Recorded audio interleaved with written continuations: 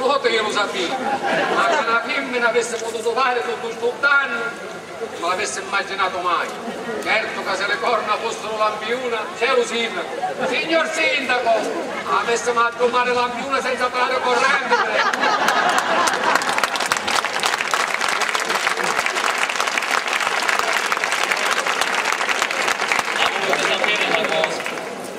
A me hanno capitato certe situazioni con quei ciottelli che ti fanno girare lo senso. Ha ragione! Per fortuna hai caduto sempre all'impiego. Meno male, ha ragione! Con tutti questi stranieri che ci sono al paese, quei ciottelli che si fanno italiani, come si fa qui a stare quieti con le nostre marita? Ci calliano le orecchie e si consumano le case. No. Però noi non potremmo tagliare senza fare niente. E come fare? Dobbiamo difendere la nostra onorabilità, ma costituire un sindacato.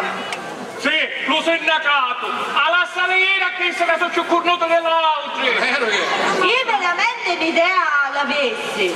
Che dicete? Ci parliamo con lo sindaco. Ah, levati, gruppo, lascia perdere, che fa?